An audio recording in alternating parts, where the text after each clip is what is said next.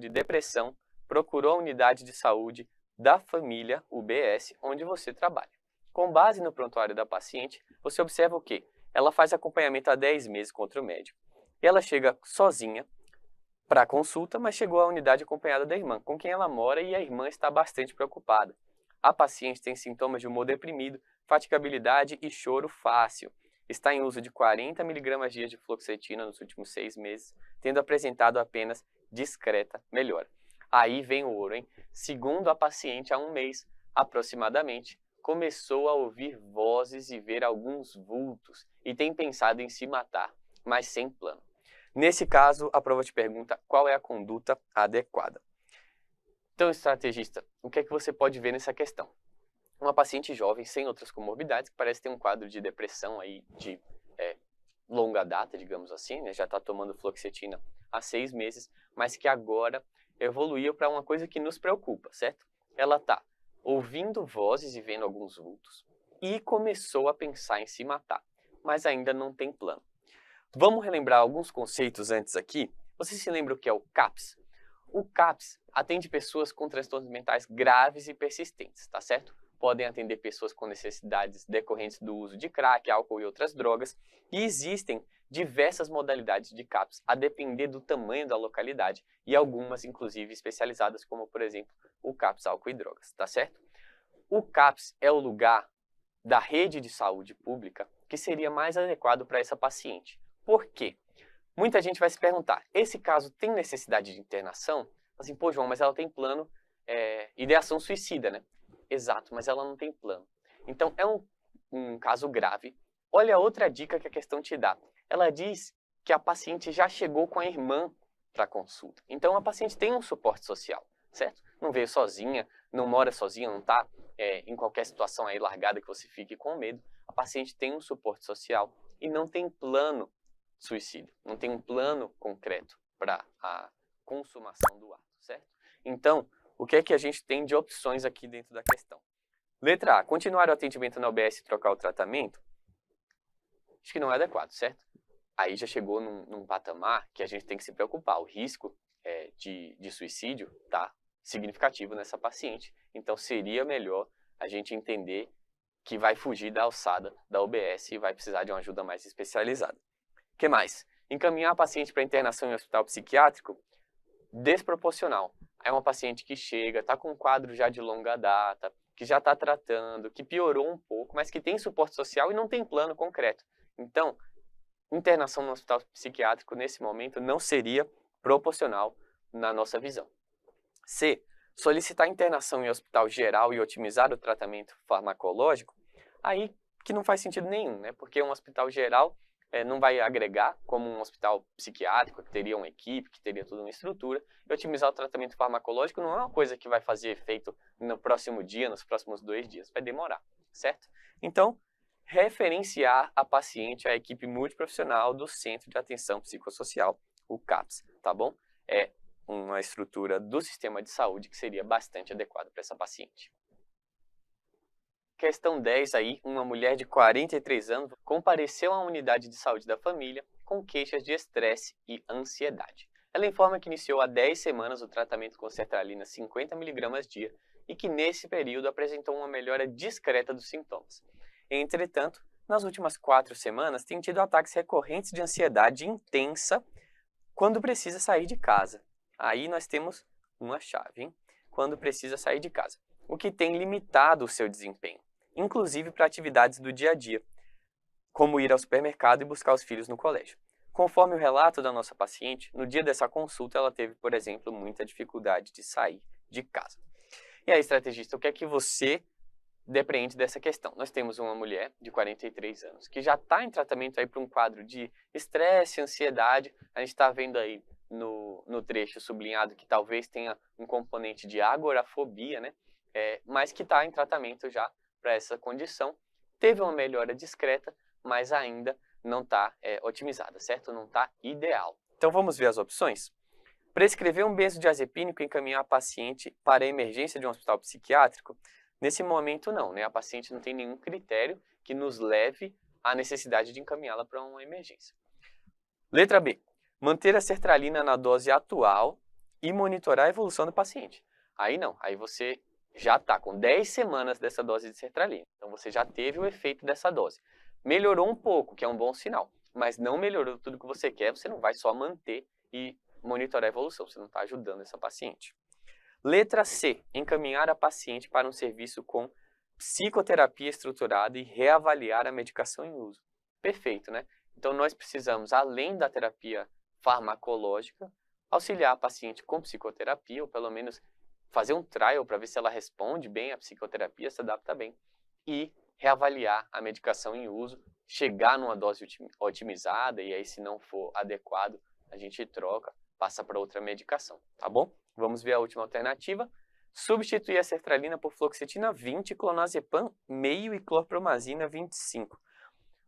Olha, numa situação de ansiedade, tem até uma característica aí de pânico, né? Você tem momentos de ansiedade muito exacerbada, um benzodiazepínico não estaria de todo errado. Mas a clorpromazina aí não faz sentido nenhum. E, novamente, a gente não chegou na dose otimizada. Então, vamos otimizar a dose da medicação que ela está tomando antes de pensar em trocar, tá bom? Agora vamos para a questão 61 dessa prova. Nós temos uma paciente feminina de 23 anos, foi encaminhada para serviço ambulatorial especializado após ter sido estabilizada em atendimento de urgência e internação ocasionada por fraqueza generalizada e lipotímia. Durante a avaliação clínica na urgência, o que é que eles viram? A paciente apresentava hipertrofia de glândulas parótidas, dentes em regular estado de conservação e sinal de Russell nas mãos.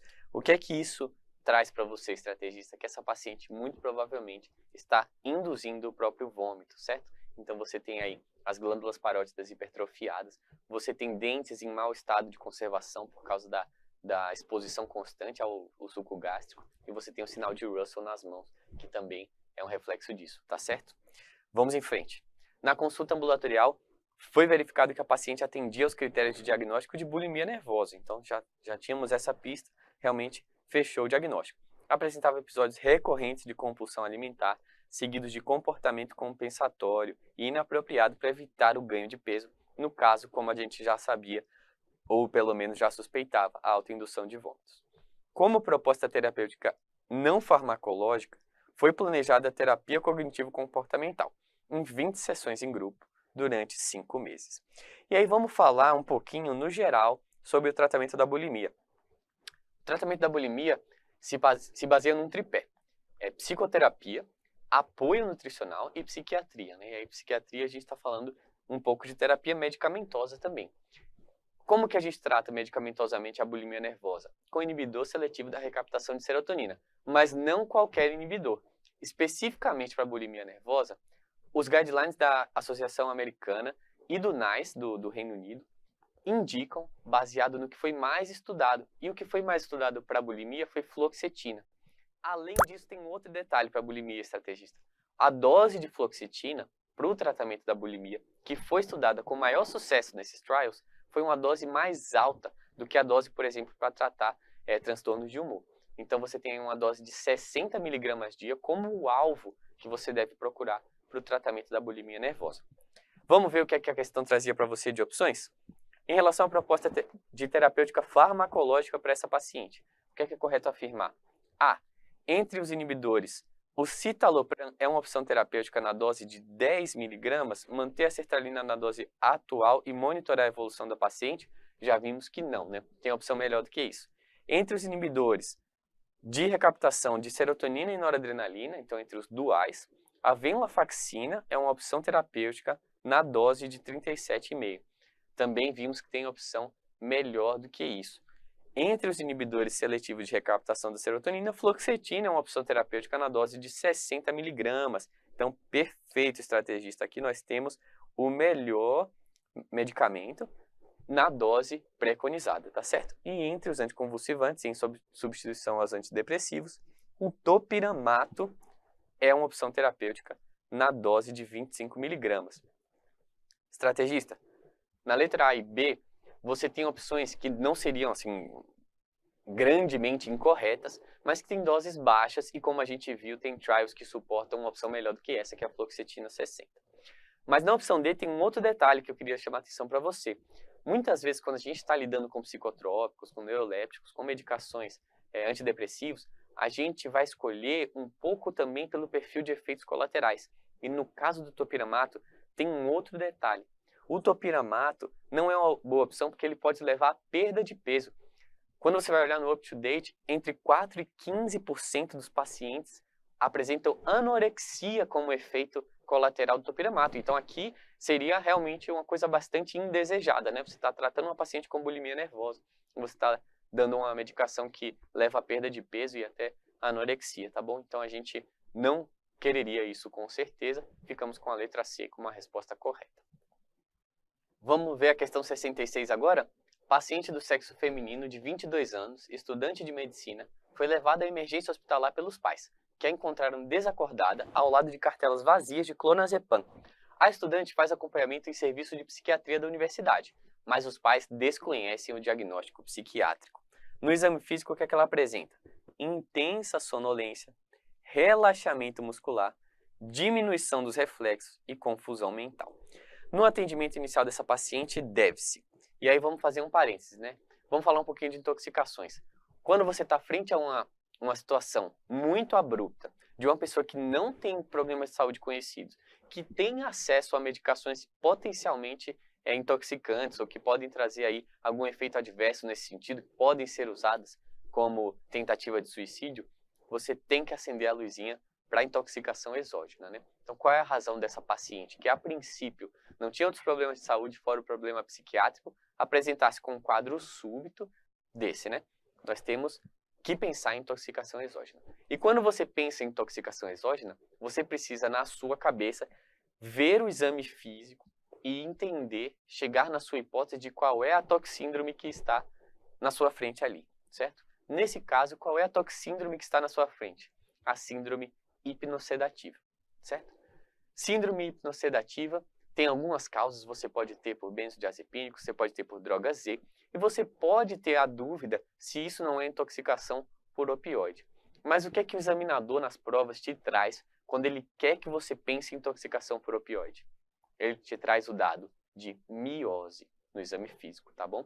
Então isso é muito clássico da intoxicação por opioide. Ele não trouxe aqui. Vamos ver então o que é que está acontecendo com essa paciente que está com uma intoxicação numa toxíndrome hipnossedativa e que toma, ou pelo menos foi encontrada aí ao lado de cartelas vazias de clonazepam. Nós já temos a resposta, né? É uma intoxicação por benzodiazepínico. E aí, o que é que a gente pode fazer, estrategista, numa intoxicação exógena? A gente tem que dividir o nosso raciocínio em duas grandes partes.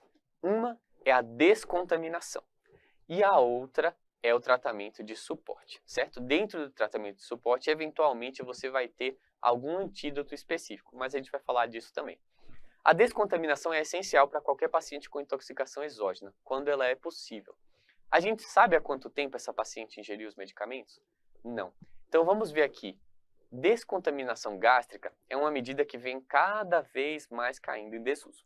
A Associação Americana de Centros de Envenenamento e a Associação Equivalente Europeia já falam que a lavagem não deve ser rotina. E se ela for realizada, ela deve ser realizada de maneira muito precoce. Quanto tempo o medicamento passa ali no estômago? O suficiente para você conseguir ter um benefício de retirá-lo? 30 minutos? 1 hora no máximo? Por outro lado, você tem riscos de fazer a lavagem gástrica. O que é a lavagem gástrica? A descontaminação gástrica. Você passa uma sonda, certo? E você vai fazer literalmente a lavagem com soro fisiológico, tentando tirar o que está ali. E isso te traz um risco de broncoaspiração. Isso te traz um risco de outros efeitos adversos, de problemas na passagem, sangramento, de você sem querer passar a sonda na traqueia, enfim. São muitos riscos e pouco benefício. No caso da nossa paciente, a gente não sabe há quanto tempo ocorreu a ingestão. Então a gente não vai fazer a descontaminação gástrica, tá bom? Vamos observar as alternativas. No atendimento inicial dessa paciente, deve-se a. Colocá-la em observação monitorando seus dados vitais, pois o clonazepam tem meia-vida curta e esperar sua resolução espontânea? Não. O clonazepam é um benzodiazepínico de meia-vida longa, chegando a 18, 24 horas aí a meia-vida do clonazepam. Então essa alternativa não vale. B. Proceder ao esvaziamento gástrico ainda na sala de emergência e prescrever naloxona endovenosa. Já vimos que a descontaminação gástrica, nesse caso, não estaria indicada, porque a gente não sabe quanto tempo aconteceu essa intoxicação. E a naloxona é o antídoto para intoxicação opioide, tá bom? Opioide, naloxona. Letra C. Fazer suporte clínico, hidratação e manutenção de vias aéreas e prescrever flumazenil endovenoso. Perfeito, suporte clínico está certíssimo, manutenção da via aérea, se você julgar que está em risco, está certíssimo, e o flumazenil é o antídoto do benzodiazepínico. Qual é o problema do flumazenil? É que ele tem uma meia-vida muito curta, então o paciente pode melhorar um pouquinho e logo depois ele vai voltar a rebaixar por conta dessa intoxicação. O suporte aí seria ainda mais importante. Lembrando que o que é mais preocupante nos pacientes com intoxicações hipnossedativas, incluindo benzodiazepínicos e opioides, é se eventualmente ele parar de proteger a via aérea ou tiver estigmas de depressão respiratória, tá bom? É disso que o paciente pode morrer, tá certo? Vamos ver a letra D. Mantê-la na sala de emergência, fazer a lavagem gástrica e em seguida prescrever metadona via sonda nasointeral. Não faz sentido nenhum. Metadona é um opioide de ação longa, né? Então não faz sentido nenhum prescrever metadona nessa situação. Beleza? Espero que você tenha acertado essa aí, hein? Olha a questão 88 aí do Revalida para você. Mais uma questão de intoxicação exógena, hein? O Revalida cobrou bastante intoxicação exógena nessa edição. Pré-escolar de 3 anos, masculino, previamente rígido, apresentando agitação, midríase, boca seca e rubor facial. Já temos aqui tudo que a gente precisa para saber o diagnóstico da nossa toxíndrome, tá certo? A mãe dele informou que tinha percebido os sintomas havia 1 hora ao chegar do trabalho. Esse menor fica em casa com a irmã de 10 anos durante o período da tarde, até a mãe retornar do trabalho. Então, a gente tem novamente aí uma situação de uma alteração de consciência abrupta, um acometimento súbito e grave num paciente previamente rígido. Isso tem que acender a luzinha para intoxicação exógena. Mas a questão já te traz que é possivelmente uma intoxicação exógena, ainda te traz que esse menor fica sob os cuidados de uma irmã de 10 anos, que não é muito adequado, né? Ao longo do período da tarde, provavelmente ele está querendo te induzir a pensar aí que ele fica sem observação praticamente nenhuma. E aí, como a gente já falou em outras questões de intoxicação exógena, a gente tem que pensar qual é a toxíndrome que essa criança está tendo, que esse paciente está tendo. E qual é a toxíndrome desse paciente? Agitação, midríase, boca seca e rubor facial se encaixa na toxíndrome de intoxicação anticolinérgica, tá certo, pessoal? Então, quando você pensa em intoxicação colinérgica e anticolinérgica, você tem que traçar esse paralelo pensando principalmente, eu te dou essa dica, em 2 palavras: seco e molhado. Quando a gente está falando de intoxicação anticolinérgica, é o paciente seco, é o paciente que está com rubor facial, que está com a boca seca, que não está sudoreico. E o paciente com intoxicação colinérgica é o contrário, é o paciente que está broncorreico, que está salivando, que está com sudorese, tá bom? Então, são os polos seco e molhado. Quando você pensa nesse paciente aí que está no polo seco e midriático, a gente vai pensar na intoxicação anticolinérgica. E quais são os principais agentes que podem te dar uma intoxicação anticolinérgica? A gente tem tricíclicos, antialérgicos, relaxantes musculares, alguns psicotrópicos, antipsicóticos, enfim. Existem algumas medicações. Infelizmente, isso é preciso decorar, porque intoxicação anticolinérgica raramente é uma medicação que, propriamente dito, é um anticolinérgico. Então, você precisa saber, por exemplo, que alguns antialérgicos podem te dar uma intoxicação anticolinérgica. Letra A, dipirona? Não dá intoxicação anticolinérgica. Letra B, salbutamol? Não. Salbutamol se der um sinal de toxicidade, uma intoxicação adrenérgica, certo? Um beta-2 agonista. C, clorpromazina. Eu acho que essa poderia causar um pouco mais de dúvida. Como é o protótipo da intoxicação por clorpromazina?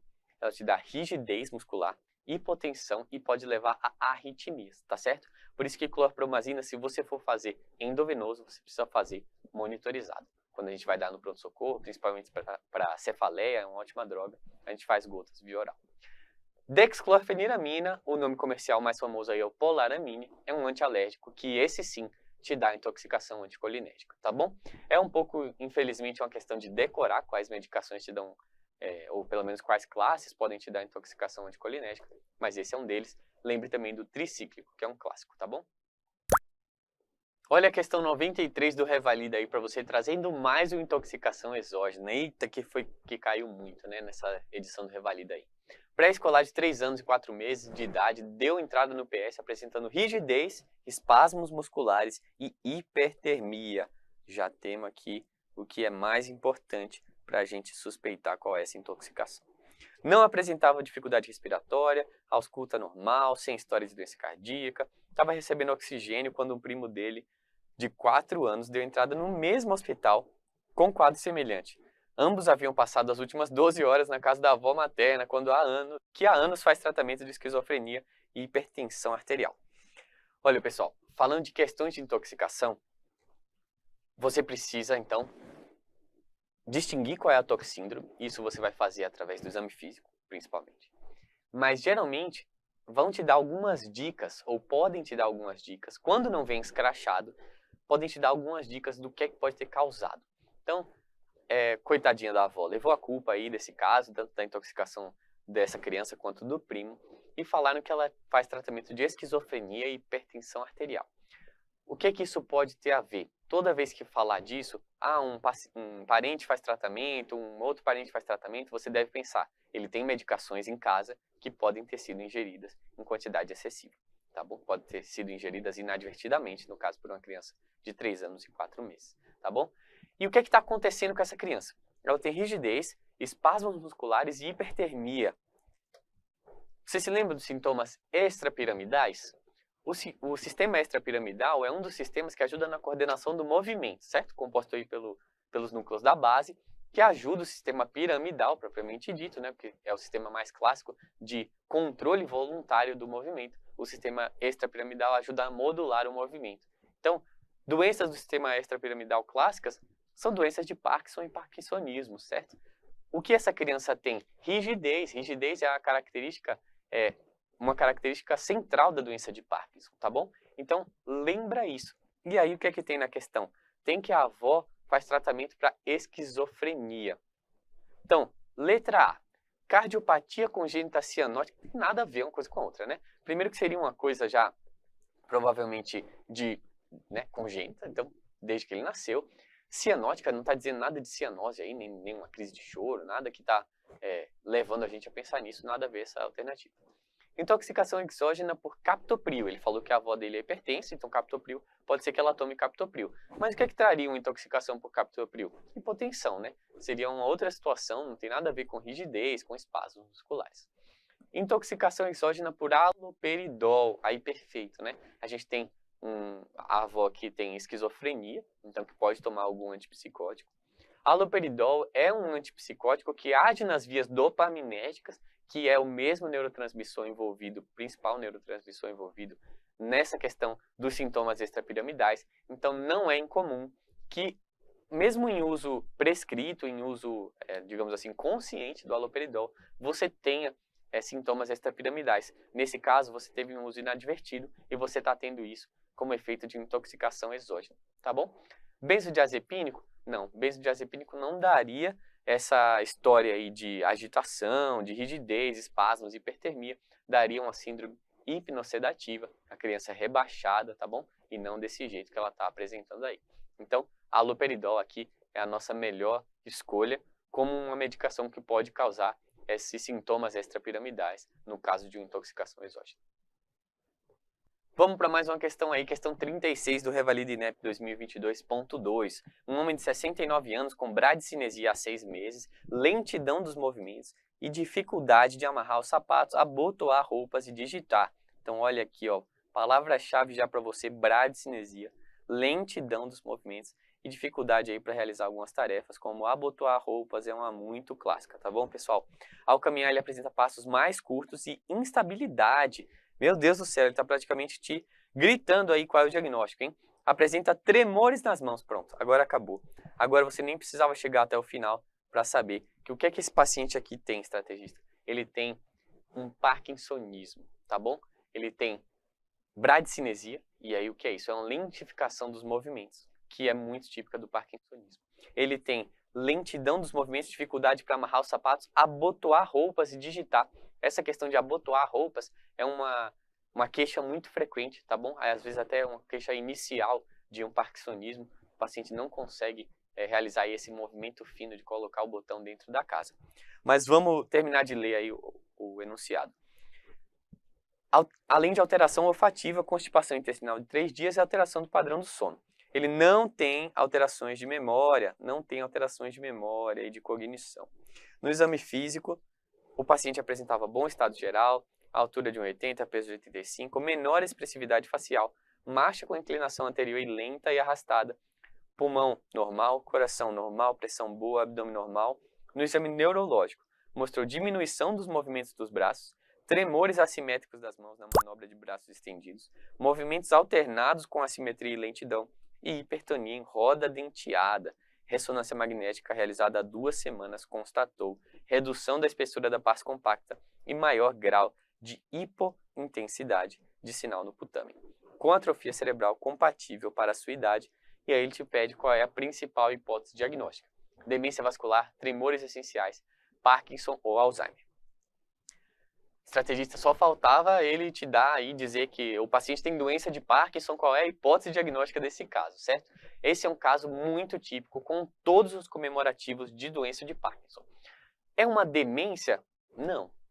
Ele te diz que não tem alteração cognitiva, que não tem problemas de memória, então você vai excluir aí doença de Alzheimer e demência vascular. Você pode, talvez, ficar em dúvida entre tremores essenciais? Pode. Ele apresenta de fato o tremor, mas o tremor essencial é uma outra doença, certo? É um tremor, em geral, de intenção, que muitas vezes tem uma tendência genética e que melhora com beta-bloqueador ou uso de álcool. A pessoa costuma ter isso ao longo da vida. Pode piorar com o passar da idade, mas não é uma coisa que costuma aparecer muito tarde, tá bom? Pode aparecer, mas em geral é uma coisa que tem uma tendência familiar e aparece desde cedo. Esse aí é um caso típico de doença de Parkinson, tá bom? Sem alteração da cognição. E você tem, como é que você faz o diagnóstico de doença de Parkinson? Você precisa ter bradicinesia. Isso é um erro muito comum. O tremor não é obrigatório, tá bom? Você precisa ter bradicinesia mais tremor ou rigidez, mas o tremor não é obrigatório. Ele tem bradicinesia, tremor e rigidez, instabilidade postural e alteração de ressonância compatível. É realmente um compêndio de doença de Parkinson. Questão fácil aí, espero que você tenha acertado. Vamos ver a questão 62 da prova do Revalida. Estrategista: um homem de 35 anos, vítima de acidente, foi inicialmente atendido na UPA e em seguida levado pelo SAMU ao hospital. No exame, o que é que ele apresentava? Glasgow 15, frequência cardíaca de 120 batimentos por minuto, frequência respiratória de 24, PA de 110 por 70, saturando 94, glicemia de 80, exame pulmonar normal, exame cardíaco normal, abdômen sem alterações, força muscular em membro superior direito e esquerdo, grau 4, sensibilidade preservada em membros superiores, força grau 0 em membro inferior direito e grau 1 em membro inferior esquerdo, com sensibilidade de membros inferiores diminuída, reflexos patelar, aquileu e bicipital presentes e simétricos. Então, o que é que você tem aí nessa situação, estrategista? Você tem um paciente de trauma com uma síndrome de trauma raquimedular. Você precisa topografar? Não, a questão não pedia para você topografar isso aí. A questão perguntava para você assinalar a opção que indicava o exame complementar inicial a ser solicitado nesse caso. E essa questão deu polêmica, deu o que falar. Inclusive, nós temos um recurso do Estratégia Médica aqui da nossa equipe de neurologia em relação a essa questão. O que é que o ATLS 10 fala para você sobre trauma raquimedular? O que você precisa identificar nesse caso é o trauma, né? É fazer o exame de imagem da coluna cervical, que provavelmente é o que está cometido no nosso paciente, certo? Nós temos ausência de movimento no membro inferior direito, um movimento muito diminuído no membro inferior esquerdo, sensibilidade diminuída, ou seja, com certeza nós temos a parte dos membros inferiores, mas nós também temos alteração do membro superior, certo? Nós temos uma diminuição de força do membro superior. Então a gente precisa fazer uma imagem da coluna desse paciente. O que o ATLS 10 fala para você? Ele fala que em locais com tecnologia disponível, a modalidade de escolha é a tomografia. Em locais onde esse exame não está disponível, devem ser obtidas radiografias e aí complementa. Queria trazer um dado para você, que o raio-x identifica apenas 1/3 das lesões de coluna que são identificadas na tomografia. Então, se você tem tomografia no seu serviço, não tem por que você fazer raio-x, tá certo? Mesmo se você fizer o raio-x nesse paciente, você vai supor que ele não tem uma lesão? Você vai achar que ele não... Não, você vai achar que ele tem. O que você quer é estudar essa lesão. E para isso você precisa da tomografia. Por outro lado, a questão te pergunta qual exame complementar inicial, tá certo? Então você pode argumentar e dizer, não, eu faria inicialmente um raio-x e aí transferindo ele para outro lugar, faria uma tomografia. O fato é, você está num hospital, a questão te trouxe isso, mas você não sabe se tem tomografia disponível ou não. Você imagina que sim, e por isso, nós, do Estratégia Med, acreditamos que o gabarito mais correto para essa alternativa é a letra D. Porque você está num hospital, você deve ter uma tomografia, você iria direto e inicialmente para a tomografia, não tem por que fazer raio-x. Mas o gabarito oficial foi letra B, radiografia simples, o que não dá para saber. Só seria a alternativa correta se você levar muito ao pé da letra. Isso é uma malícia que você tem que saber, sim. Ler bem o enunciado e quando ele te diz inicial, primeiro, coisas assim, você tem que prestar atenção nisso, que às vezes não é o melhor, não é o padrão ouro, é só o primeiro. Mas que nesse caso, mesmo o primeiro poderia ser a tomografia, aliás, deveria ser a tomografia, tá bom? É isso aí, vamos para a próxima. Nós temos um homem de 63 anos, hipertenso diabético, que se apresentou aí com um déficit de instalação súbita havia 2 horas. O que é que ele apresenta para você? Ele começou a falar embolado e mostrou dificuldade para movimentar o membro superior direito. Evoluiu com progressivo rebaixamento e aí a família resolveu levá-lo para a unidade. Ele também era cardiopata, tem FA paroxística e usa valsartana, amlodipino e amiodarona. O que é que você tem que pensar nessa hora, estrategista? Déficit neurológico de instalação súbita. Tem que pensar em síndrome neurovascular, tá bom? Faz até sentido aí, você que é estrategista tá já topografando a lesão, provavelmente na artéria cerebral média esquerda, né? Um paciente que provavelmente está afásico e com uma fraqueza contralateral à lesão, né? Uma fraqueza de membro superior direito. Vamos em frente então.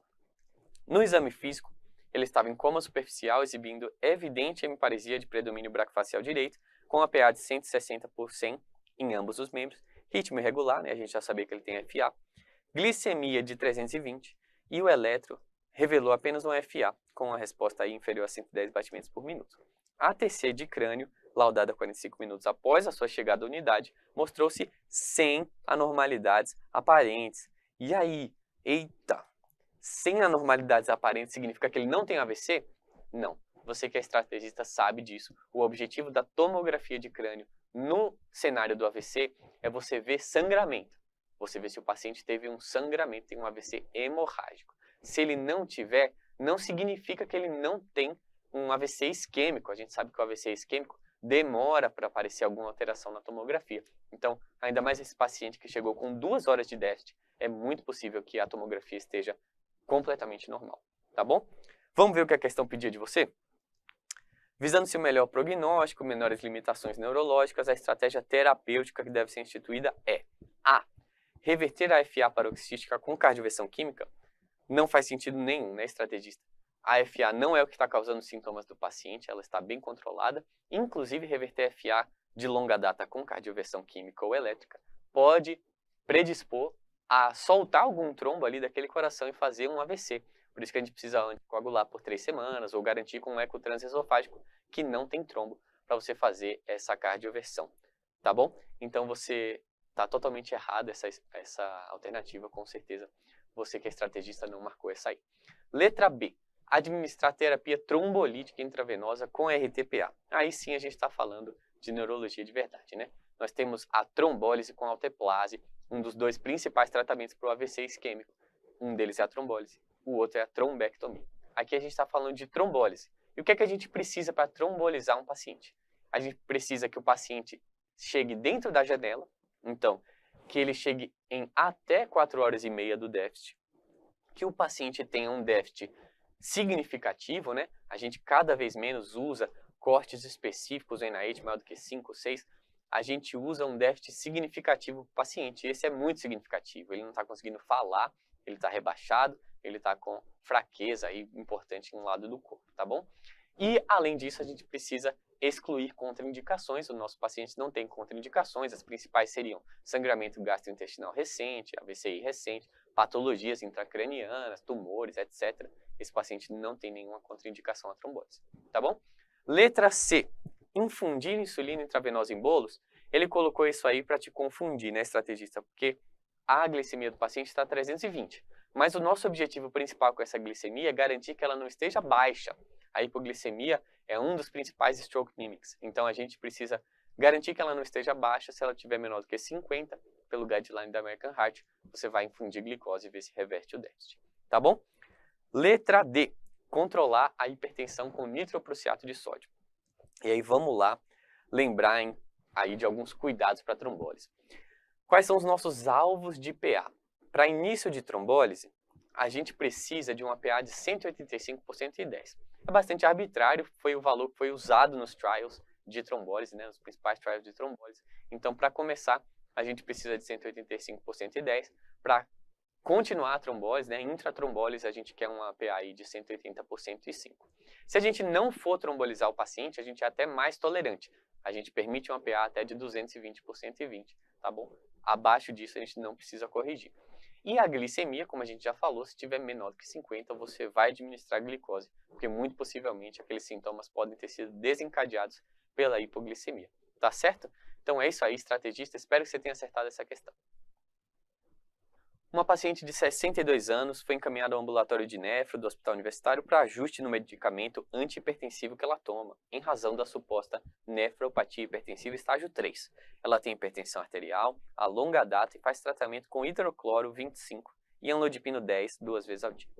Recentemente, seus exames de sangue revelaram pequena retenção de escórias nitrogenadas, sendo o cálculo estimado da taxa de filtração de 54. O exame urinário revelou presença de microalbuminúria, 120 mg por grama de creatinina, valor de referência até 30 mg aí, né? No exame físico, os níveis tensionais encontram-se em 150 por 90 no membro superior direito e 148 por 92 no membro superior esquerdo. Vamos em frente.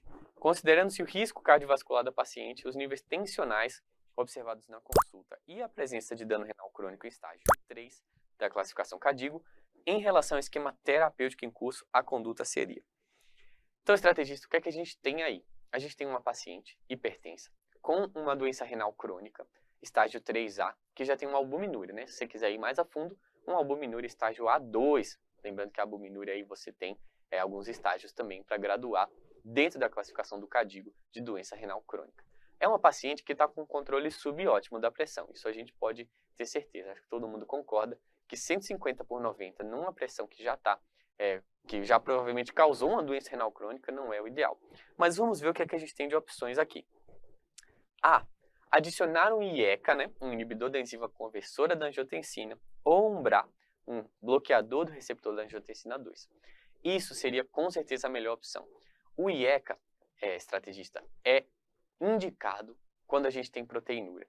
A proteinúria é igual a IECA ou BRA, tá bom? Ele diminui a proteinúria e a gente sabe que a proteinúria em si leva a maior dano renal. Então, com certeza, para essa paciente que está aí com estágio 3A e que já está com proteinúria, a gente vai introduzir o IECA, tá bom? Trocar hidrocloro por diurético de alça e aumentar o bloqueador de canal de cálcio? Não. O amlodipino já está numa dose bem razoável, né? O aumento acima dessa dose provavelmente só acarretará mais efeitos colaterais, não trará benefício antihipertensivo, e o diurético de alça aí não é uma primeira escolha para o tratamento da hipertensão, tá bom? Iniciar espironolactona e carvedilol, também aí a gente está falando de um beta-bloqueador e da espironolactona, né, um antagonista mineralocorticoide, que não são primeiras escolhas no tratamento da hipertensão. Lembrando que esse paciente, se ele tolerar, a gente pode e deve chegar a pressões sistólicas abaixo, inclusive de 120, tá bom? Segundo os últimos guidelines. Letra D, mantê-lo sem alterações e trabalhar a adesão ao tratamento. A gente não tem nenhum indício aí de que a paciente não adere ao tratamento. E mesmo se ela aderir, a proteinúria vai te levar forçosamente a uma indicação de IECA ou BRA. Tá bom? É isso aí, espero que você tenha acertado.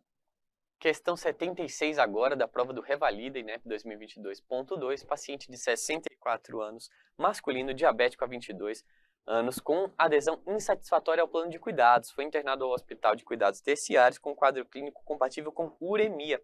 O paciente estava sonolento, com anorexia, náuseas, vômitos e soluços. Os exames mostraram importante retenção azultada, acidose metabólica, hipercalemia moderada, hipocalcemia e hiperfosfatemia. Em função dessa uremia, a sua doença renal crônica foi abordada com a realização de hemodiálise convencional, tendo sido providenciado uma punção de veia jugular interna direita, foi posicionado um catéter venoso central de duplo lumen e logo nos primeiros minutos após iniciada a hemodiálise, o paciente apresentou o quê? Hipotensão arterial, flush facial e sibilância. Aí, estrategista, independente do que está acontecendo com esse paciente, você tem que pensar em anafilaxia. Por que eu digo isso? Muita gente pode ter se assustado com essa questão e falado assim, poxa, complicações de diálise, né? Um tema aí espinhoso, um tema difícil, um tema bem específico, até de prova de título de nefrologia, por que eu vou saber isso? Mas imagine que você não sabe o que veio antes no enunciado e você me escuta falar o seguinte, o paciente fez X e começou a apresentar subitamente flush facial, hipotensão e sibilância. Independente do que está ali no X, você tem que pensar em anafilaxia. Você tem sibilância e hipotensão arterial após, imediatamente, quase após, alguma terapêutica, alguma coisa que aconteceu com esse paciente. Então, a anafilaxia tem que vir na sua cabeça. Minha mensagem aqui é, mesmo se você não dominasse sobre reações de hemodiálise, que é normal, não é realmente um dos assuntos prioritários para a prova do Revalida, você tem que pensar em anafilaxia, tá bom?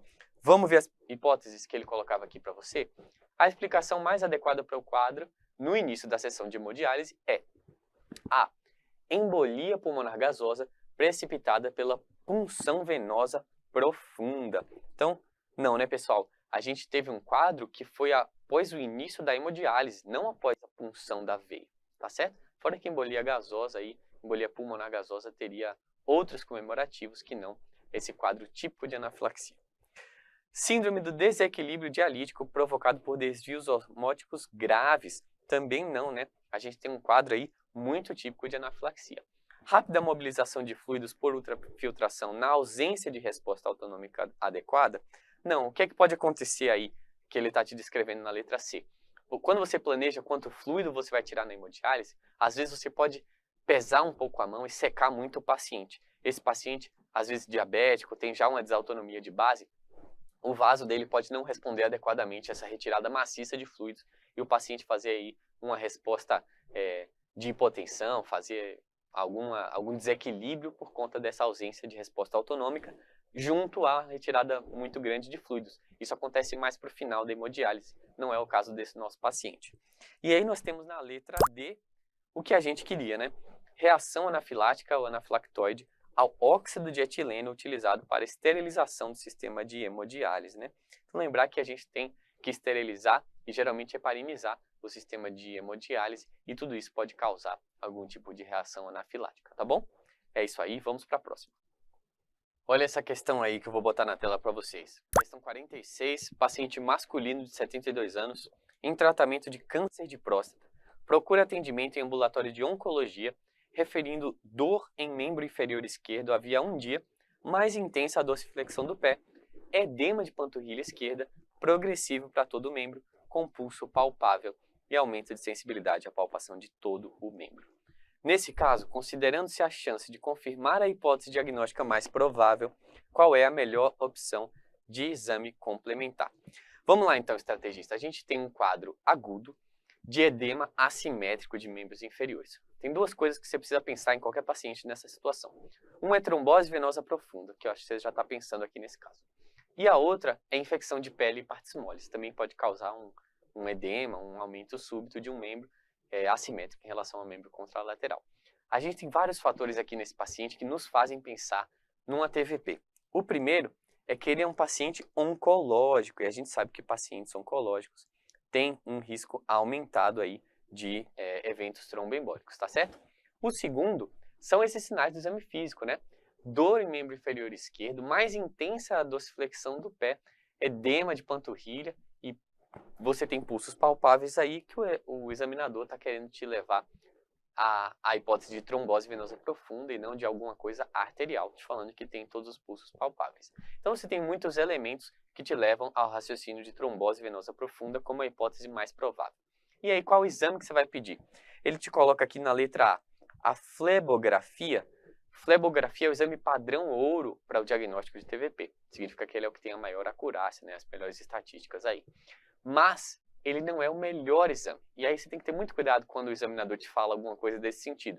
Melhor exame, exame inicial, porque você tem, às vezes, um padrão ouro que, como o caso da flebografia, é um exame invasivo, é um exame difícil de ser realizado, um exame caro, com riscos. Quando você tem outro com uma acurácia muito próxima, muito boa e que é muito mais acessível, portanto, é o melhor exame, tá certo?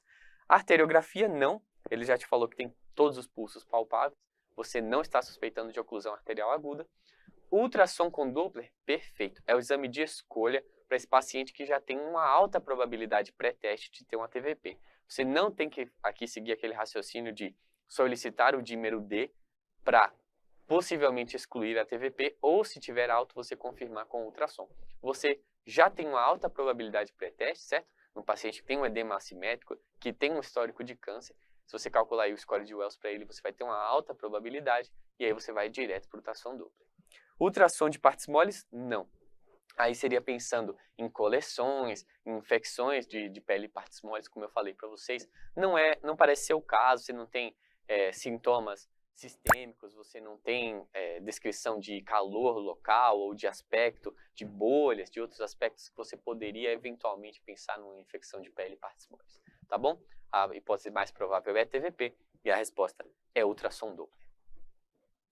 Vamos ver a questão 31 aí dessa prova do Revalida. Foi uma questão que trouxe uma paciente de 54 anos, do sexo feminino, internada para investigação diagnóstica por apresentar mal-estar e alucinações. Durante a internação, essa paciente apresenta tontura e lipotímia. Ela é hipertensa, faz uso de losartana 50, 2 vezes ao dia, nimodipino 30 mg, 3 vezes ao dia, e propatil nitrato 10 mg, 3 vezes ao dia. As anotações de enfermagem mostram que a paciente apresenta vários episódios de hipotensão ao longo do dia e a questão te pergunta que medidas deverão ser tomadas para a prevenção de queda. É uma questão de medicina hospitalar aí, né? Medicina interna, faz parte do dia a dia do médico que cuida de pacientes hospitalizados. A gente tem que prevenir esses efeitos adversos que podem ocorrer durante a internação, como uma queda. O que parece estar acontecendo com a nossa paciente aqui? Episódios de hipotensão numa paciente que é hipertensa e que está com muitos medicamentos antihipertensivos, numa dose bastante elevada, tá certo? Então a gente tem losartana 50 2 vezes ao dia, nimodipino 3 vezes ao dia e ainda tem um nitrato aí na jogada, que também pode causar hipotensão nessa paciente. Acontece muitas vezes, estrategista, que a paciente chega para internação e fala assim: o que é que você toma? Aí ela fala tudo que ela toma ali. Só que em casa a gente sabe que a adesão não é tão boa. Então quando você chega no hospital, que você toma todo o medicamento direitinho na hora certa, às vezes você descobre que a hipertensão não era resistente, é só uma má adesão medicamentosa, ou que no caso as doses estão muito altas se você tiver um uso ideal, né, um uso adequado das medicações. E aí o que é que você pode fazer em relação a isso? Ajustar medicamentos para evitar hipotensão? Perfeito. A paciente está fazendo hipotensão, está tomando antihipertensivo, isso não faz sentido nenhum. Você tem que ajustar esses medicamentos. Realizar contenção química e física, pois a paciente é jovem, nada a ver com nada, essa alternativa aí, né? Nada a ver contenção química, muito menos física, e essa justificativa não tem nada a ver. Solicitar a presença de um acompanhante para minimizar o risco de acidentes, se a paciente continuar tendo hipotensão, não adianta acompanhante na frente dela, ela vai levantar e vai cair. Fora que isso não é o papel da equipe médica, né? Você está frente a um potencial evento adverso, que você pode prevenir com coisa que está na sua mão ali, você não vai solucionar isso chamando familiar. E D, substituir os medicamentos de uso contínuo e administrar contenção química. Novamente, a contenção química não tem nenhum papel aí. A gente não está falando de uma paciente que está com agitação perigosa, em ameaça para a equipe ou para ela mesma. A gente precisa ajustar o medicamento dessa paciente para ela parar de ter hipotensão e não cair, tá bom? É isso aí, vamos para a próxima questão. Questão 71, mais uma questão de nefrologia dessa prova do Revalida. Nós temos uma paciente de 72 anos com diagnóstico recente e já em início de tratamento de adenoca ductal infiltrante de mama. Ela retornou ao ambulatório de clínica com queixa de inchaço. Informa que tem acordado com edema palpebral bilateral, isso é importante, hein? E edema de membros inferiores, predominantemente vespertino. Nega de Spinner referiu urina espumosa, também bastante catedrático aí, bem clássico dessa nossa síndrome. Em sua história patológica pregressa, há relato de hipertensão, estando ela em tratamento com amlodipino e atenolol. No exame, a paciente mostrava-se levemente hipocorada, apresenta edema peripalpebral bilateral e edema de membros inferiores 3 cruzes em 4. Sua PA está aí em 140 por 88 e os exames complementares solicitados revelam dislipidemia, hipoalbuminemia e proteína na urina de 24 horas de 4,2 gramas. E aí, estrategista, o que é que você tem nessa paciente? Você já tem informações suficientes para dizer que ela está com uma síndrome nefrótica, certo? Você tem edema, você tem hipoalbuminemia, você tem dislipidemia e você tem uma proteinúria de 24 horas maior do que 3,5, o que caracteriza para você uma síndrome nefrótica. Vamos ver o que a questão pedia de você. A hipótese diagnóstica mais provável para a queixa atual da paciente é A. Disfunção hepática precipitada por metástase do câncer de mama e hipertensão portal? Não, né? A nossa paciente não tem nenhum estigma aí de hipertensão portal, não teve um HDA, varizes de esôfago, circulação colateral, não está ictérica, enfim, não tem nada para a gente pensar em disfunção hepática, muito menos em hipertensão portal, tá bom? Angioedema induzido pelo esquema quimioterápico? Não, né? Embora ele fale de edema peripalpebral, a gente não tem classicamente um edema de mucosa, um edema de língua, um edema de lábios, para a gente pensar em angioedema, que é um quadro mais súbito, né? Provavelmente seria aí, ela contaria o quê? Fez a infusão de quimioterápico e começou a inchou a boca, inchou o olho. Então a gente não está falando disso, está falando de um edema de membros inferiores, chegando até a pálpebra, mas que não tem envolvimento de mucosas e não tem essa relação temporal que a gente pensaria no angioedema, tá bom? Cardiotoxicidade secundária ao esquema quimioterápico com insuficiência cardíaca descompensada, perfil B? Não. O edema pode te levar aí a alguma dúvida, não é? Edema de membros inferiores. Com certeza, quando você lê edema de membros inferiores, você deve pensar, dentre as suas hipóteses, em insuficiência cardíaca, mas essa paciente está aí em outro polo, ela não tem outros sinais de insuficiência cardíaca, congestão pulmonar, dispneia, que piora o decúbito, enfim, ela não está aí com um quadro clássico de insuficiência cardíaca, e sim de síndrome nefrótica. E aí nós chegamos à última opção. Nefropatia membranosa paraneoplásica com síndrome nefrótica? Perfeito! Nefropatia membranosa é uma das principais causas de síndrome nefrótica no adulto. E ela pode ser dividida, a etiologia dela pode ser dividida em primária, ou seja, a síndrome nefrótica membranosa primária associada a anticorpo, geralmente.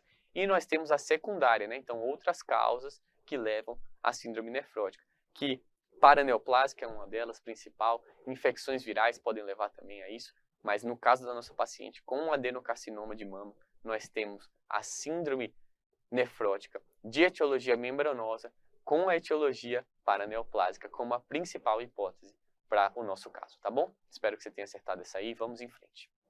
Um pré-escolar de 3 anos de idade foi admitido na emergência com um quadro de edema e oligúria havia 5 dias.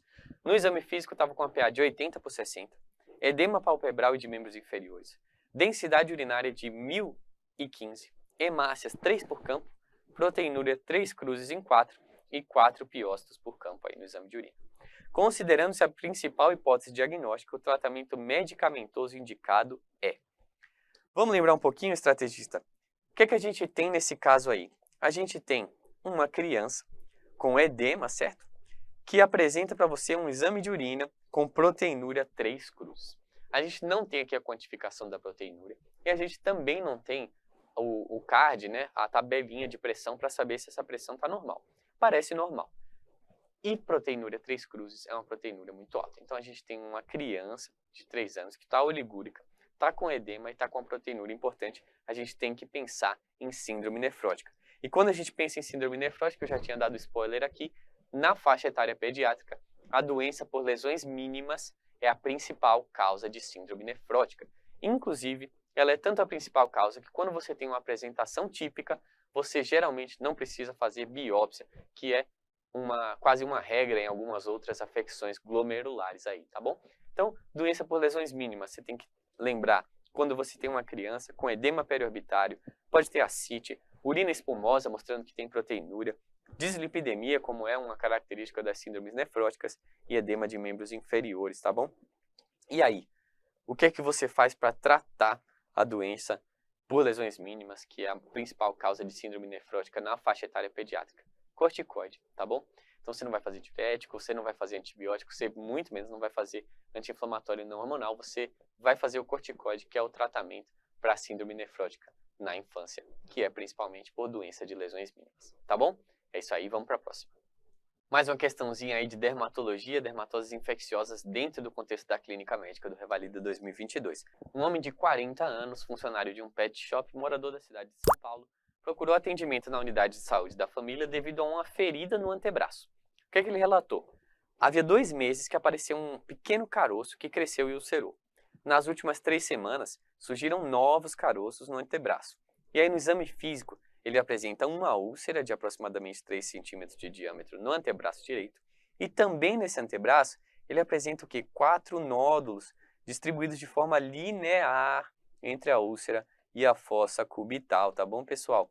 Ele apresenta ainda um linfonodo axilar direito aumentado, de consistência fibroelástica, levemente doloroso a palpação. E aí a questão te pergunta qual é a principal hipótese diagnóstica, a hipótese diagnóstica mais provável. Nós já temos aí a resposta na letra A. A hipótese mais provável é esporotricose. Toda vez que você vir numa questão, uma úlcera ou uma lesão, e nódulos acompanhando o trajeto linfático daquele membro, ou seguindo o trajeto de drenagem linfática daquela lesão, você tem que pensar em esporotricose, tá bom? As outras alternativas estão incorretas? Estão. Cromoblastomicose seria uma placa úlcero-vegetante única na extremidade, então não pode ser. Leishmaniose tegumentar, como que ela se apresenta?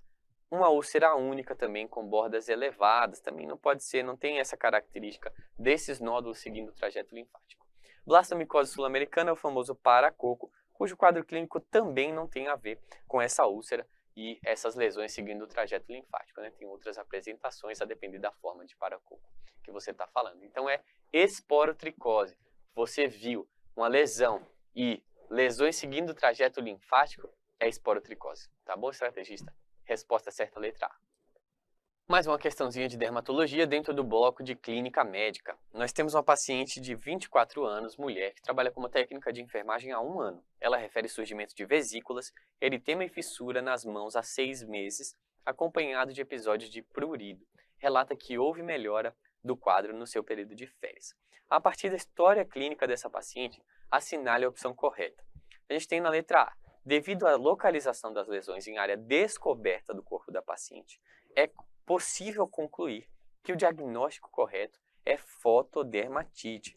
Então, essa alternativa é incorreta, né, pessoal? A fotodermatite, você tem, às vezes, um irritante que quando você associa à exposição solar, você vai ter uma dermatite, uma irritação da pele aí, mas não é o caso da nossa paciente. A gente tem uma melhora no período de férias, não sabe se ela foi para a praia ou não, mas não tem nenhuma associação clara com a exposição à luz e a piora dessas lesões, tá bom? A paciente apresenta ceratoses actínicas pela cronificação do quadro, que pode ter relação direta com detergentes e exposição solar. Também não tem a ver, né, pessoal? Queratose actínica, um quadro aí totalmente diferente, lesões mais oleosas, lesões em geral enegrecidas, que não tem a ver com o quadro da nossa paciente. O diagnóstico correto é dermatite de contato irritante ou alérgica, que pode ser causada pelo látex. Perfeito, pessoal. O que é que essa paciente tem? A nossa história de que melhora quando ela sai de férias tem que acender a luzinha para uma dermatose ocupacional. Ou seja, a paciente está trabalhando, ela tem as lesões de pele. E não faltam exposições para ela, certo? Ela é técnica de enfermagem, trabalha com material biológico, trabalha muito com luva, com látex, provavelmente, que é um grande irritante, que pode causar uma dermatose ocupacional por contato irritante ou alérgico em relação ao látex aí, tá certo? Então a letra C é perfeita, é a nossa alternativa correta. Mas vamos ver a letra D também. Diagnósticos de quadro alérgico são afastados pelo fato de o quadro melhorar no período de férias da paciente. Exatamente o contrário, né? Essa é a dica que nos leva a pensar em um irritante ocupacional, que o quadro melhora quando a paciente sai de férias. Beleza? Então, letra C é a nossa alternativa correta. E dermatite de contato irritante ou alérgica, que pode ser causada pelo látex. Aí a gente tem que investigar com testes cutâneos, prick test, etc. Tá bom? Vamos lá, vamos para a próxima. Olha essa questão aí de dermatologia que apareceu dentro da prova de clínica médica. Um paciente de 22 anos de idade compareceu à unidade de emergência com queixa de 3 dias de lesões na cavidade oral e pele. Olha, oral e pele, então tem pele e mucosa, hein? Informou ainda que as lesões surgiram inicialmente nos ombros, tendo aspecto semelhante à queimadura solar. Depois ela foi para a região proximal dos membros superiores e para os joelhos. Também tem febre, mal-estar e mialgias. Em sua história patológica pregressa, tem menção a epilepsia e asma. O paciente faz uso de idantoína, introduzida recentemente, em substituição ao fenobarbital. Tá? e dantoína em substituição ao fenobarbital e usa aí o salmeterol budesonida inalatório para asma. A paciente tem uma irmã com diagnóstico de lúpus e uma tia em tratamento para pênfigo foliáceo. Eita, é bastante coisa aqui para te confundir, hein? Conforme o exame físico, as lesões ocupam menos de 10% da superfície corpórea, sendo as lesões cutâneas caracterizadas predominantemente por áreas de eritema com presença de permeio de pápulas edematosas com centro de tonalidade violácea e formação de bolhas com desprendimento cutâneo limitado, havendo apenas algumas lesões típicas em alvo. Nos lábios você também tem crostas hemáticas aderidas a centros de desprendimento mucoso. Estrategista, o que é que você tem aí? Uma paciente que tem epilepsia e asma, que usava um anticonvulsivante, trocou para um outro anticonvulsivante e algum tempo depois desenvolveu lesões de pele. O examinador te coloca um monte de coisa para te confundir, tinha lúpus e pênfigo foliáceo, um monte de coisa. Não precisa prestar atenção nessas coisas. Tome cuidado com as coisas que estão lá para te confundir. A história aqui é simples e direta e você consegue acertar essa questão. É uma paciente que trocou um anticonvulsivante por outro. A gente está falando aí de medicações que têm muitos efeitos colaterais, algumas das medicações com mais efeitos colaterais da medicina, e teve logo depois um quadro de acometimento cutâneo. A gente tem que lembrar da síndrome de Stevens-Johnson, ou NET, a depender aí da área de superfície corpórea acometida, tá bom? São exatamente as lesões descritas ali, após a introdução, geralmente, de um novo fármaco. Dentre eles, você tem aí anticonvulsivantes como algumas das principais causadoras de Stevens-Johnson ou NET. Qual é a diferença entre uma e outra? Quando você tem lesões até 10% da superfície corpórea, você chama de Stevens-Johnson. Quando você tem lesões em mais de 30% da superfície corpórea, você chama de NET. Nesse meio do caminho aí, você tem uma área cinzenta, que é uma coisa entre uma coisa e outra, tá bom? Então, vamos lá. O médico que atende a paciente, considerando riscos e benefícios para ela, deve explicar-lhe que a abordagem diagnóstica correta para o caso, no momento, é: letra A, solicitar biópsia cutânea com pesquisa por imunofluorescência, dado o histórico familiar de pênfigo foliáceo. Então, pessoal, pênfigo foliáceo não pode ser uma hipótese aqui. Por quê? Porque ele não tem necrose da pele e também, no caso do pênfigo foliáceo, ele não tem acometimento de mucosa. Isso é mais característico do pênfigo vulgar, tá bom?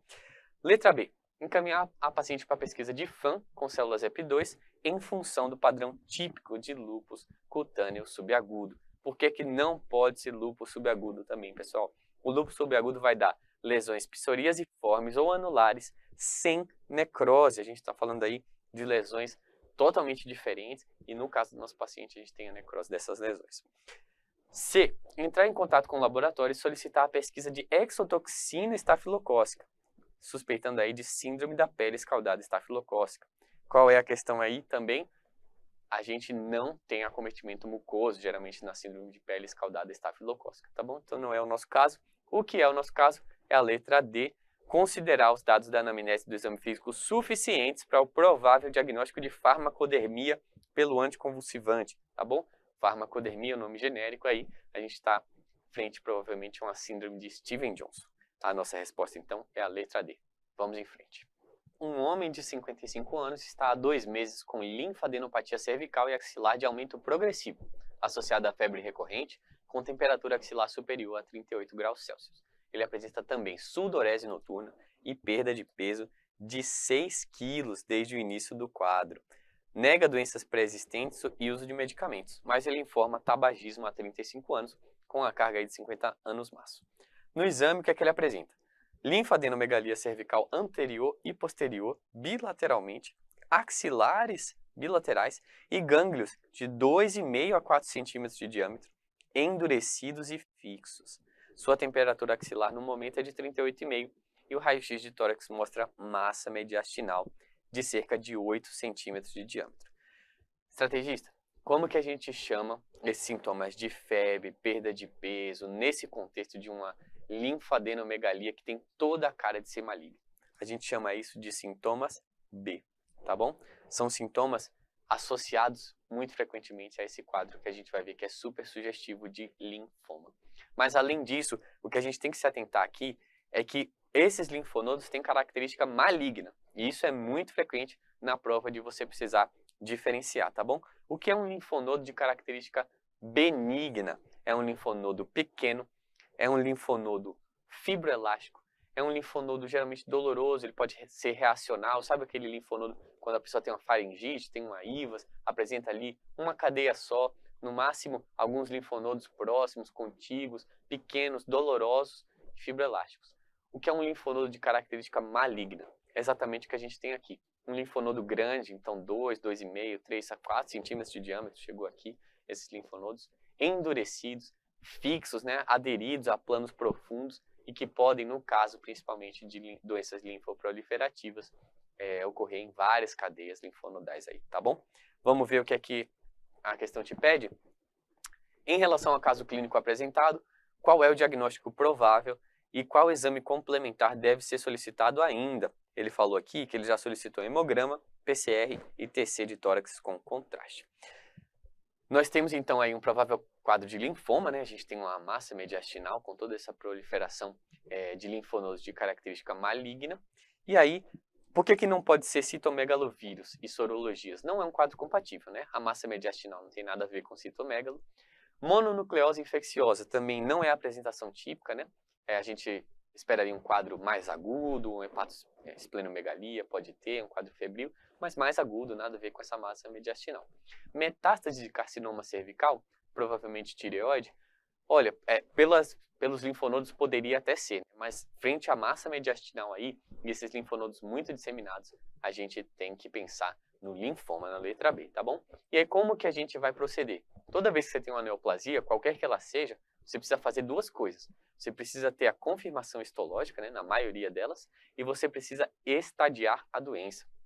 Então, para ter a confirmação histológica, você vai pedir aí uma biópsia de gânglio cervical. Está bastante acessível, você não vai fazer a biópsia da massa mediastinal, porque o gânglio cervical está muito mais acessível para você e vai te trazer a sua resposta aí, tá bom? É isso aí. Questãozinha aí na parte de clínica médica sobre oftalmologia, vamos jogar na tela. Mulher de 25 anos apresentou edema, rubor e dor na pálpebra superior direita, com resolução espontânea do quadro em 48 horas. No momento, apresenta uma nodulação de 0,3 centímetros, indolor, localizada na face interna do terço médio da pálpebra superior direita.